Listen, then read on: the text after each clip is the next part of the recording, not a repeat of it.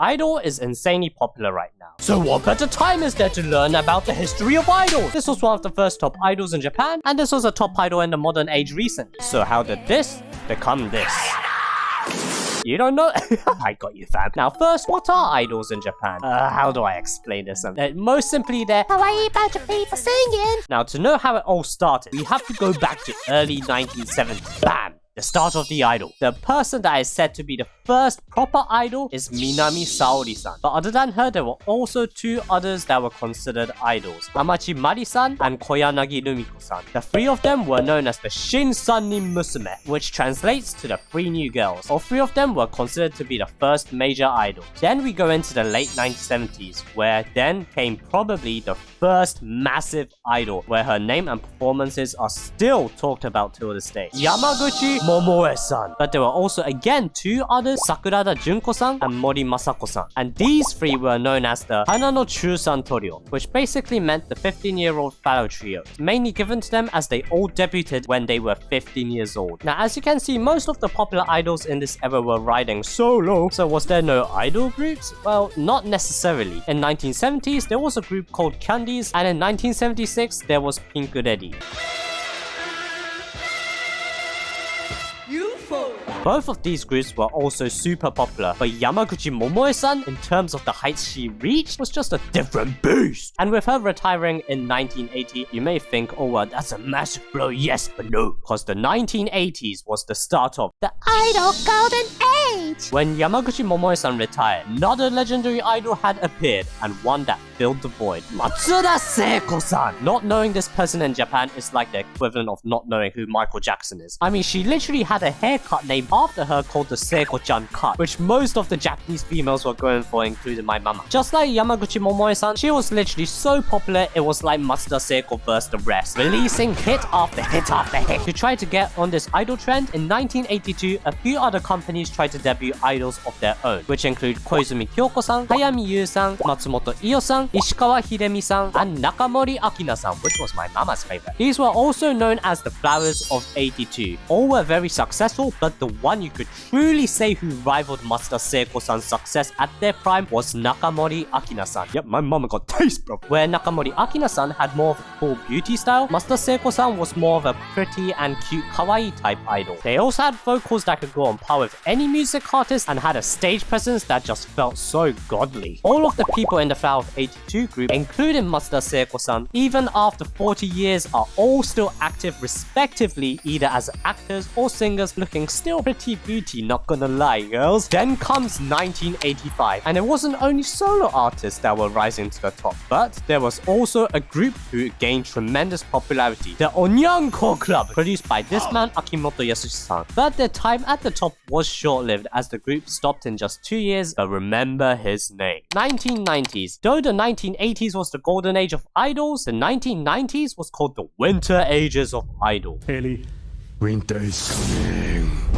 The number and popularity of idols in the 1990s significantly dropped. Now, there's a lot of reasons that could maybe explain this. First could be that all the teenagers and young people who were into idols were now all grown up by the 1990s. Most big-name music TV shows which idols heavily relied on to promote themselves also stopped in the 90s. Music was still big as ever, maybe even more so, but it was just that people tended to have more interest in the music, so there was actually more of a trend into rock bands. Now, there were some that could be defined as idols, but as they were more like music artists with just how focused on the music and how high level and professional their vocals and performances was, they were never really considered or called idols and more recognized as great music artists. It wasn't like there was no idols at all at this time, but there were no idols that went anywhere near the top like their predecessors. 2000s. Now this is where we start to see the start of the current idol generation, and the current idol generation is all about idol groups. Though they were not massive in the 90s, this group was about to shake the entertainment world. Morning Musume! Produced by Tsuku-san in 1997. Though Onyanko Club introduced the basic foundations of the current idol groups, this is where all those foundations were turned into success and was set. For example, the graduation system where members are allowed to graduate from the group when they're older and replaced by new members from auditions or trainees that are promoted, having more, of course, 1, 2, 3, 4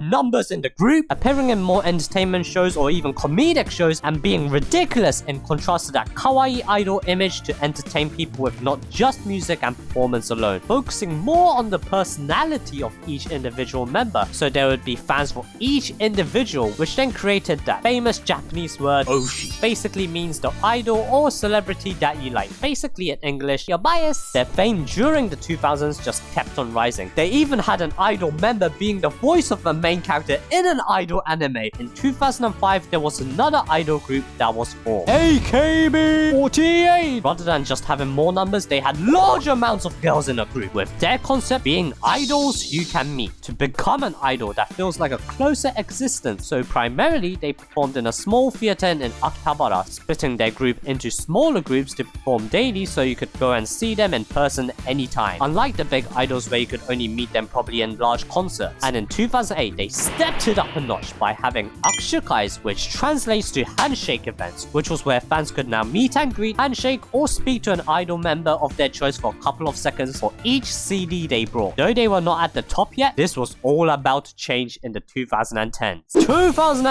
2010 was in terms of idol groups where shite just drives out of control. Starting with the rise to fame from Morning Musume and the steady rising hype of AKB48. Countless companies started to try to get on the idol hype train. I mean, there was just so many being created in the 2010s, like it was known as the idol war age. Due to the countless idols being created, it was impossible to survive without a unique concept and originality. And when I mean countless, I mean it. You could ask, was there an idol that sings metal? Yes, there is. They were actually a worldwide success. Okay, well, was there an idol that sang and danced while wearing masks like Jason from the Friday 13th? Yes, but there were two that were just on another level. One of them being Momoiro Kumashi. Their main selling point was their ridiculously hyperactive performances. They had choreography that incorporated gymnastics, moves from action movies, and bloody full-on craziness. Now you might think, yep, this is exactly what Japanese craziness looks like. But I'm not gonna lie, they have all my respect, because they are the definition of when craziness turns into genius. The group went from performing in shopping malls and the street to being the first female group to hold a solo concert at Japan's National Olympic Stadium. And then they went on to have concerts in Hawaii, New York, Los Angeles. They even sang songs which you might know from anime such as Dragon Ball, Sailor Moon, and Pokemon. Ranked as the most popular girl group multiple years in the 2010s, and still in 2023, their popularity and success continues, as some of you might notice this song of theirs. And then the other idol group that were also on top of the idol world in the 2010s were the previously mentioned AKB48. They were such a powerhouse that at one point it was the norm for them to sell over 1 million copies for each single they released. Like, they had the impact factor, alright?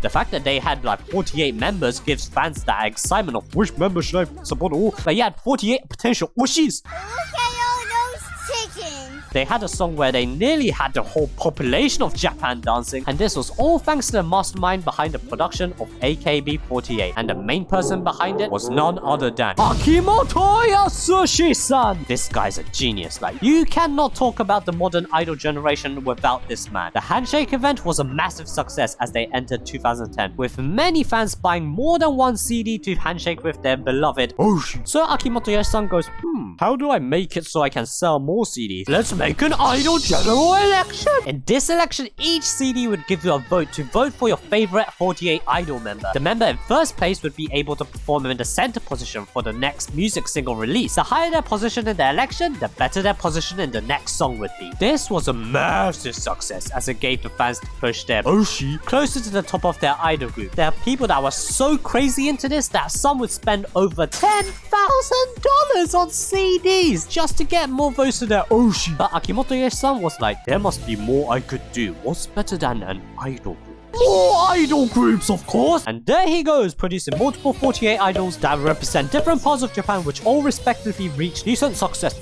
But Akimoto Yasushi-san is like, nope, this isn't even my final four. So what's his next step? He goes and does a general election with all the 48 groups combined. At this point, there were over 200 members participating in the election. The election was gaining so much popularity that the results would be presented in the news. Like, imagine, and the next president is, oh, Wait, that. Breaking news! Gemini-chan has won the idol election. From a nobody, she will now be on center stage for the next music single and is now appearing in multiple TV shows. And that is pretty much actually how it goes. With the massive popularity of the general election, fans had the chance of making their Oshis into Japanese superstars. These fans would even try to convince their family members, old friends, classmates from 20 years ago, old relatives, your nans, uncles, great-granddaughters, dog's favorite cat to bully's owner, you name it, just to get a vote and get the edge for their Oshi. Pick a fucking side and vote. Bob's your uncle, Fanny's your aunt. The top 7 most voted members were usually called Kami 7, which literally translates to the godly 7. After all this, who wants to strive for more?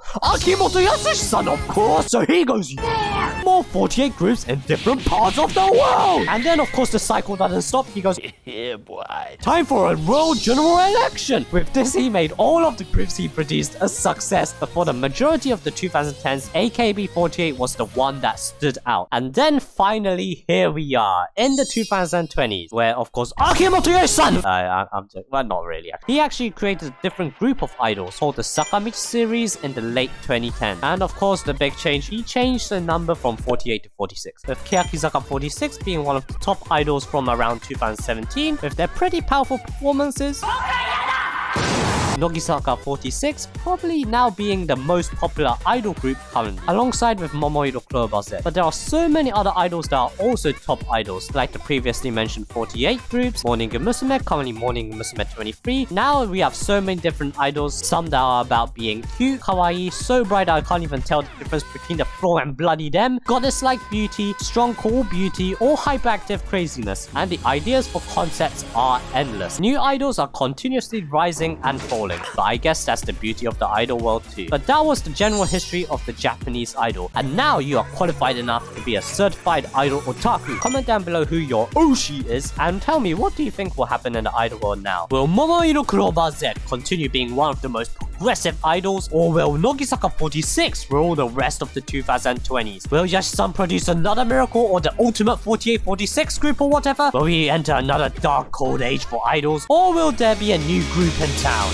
素直に I love you 届けようきっと You love me 伝わるさ君に合うガラスの手をさがそう前前のあった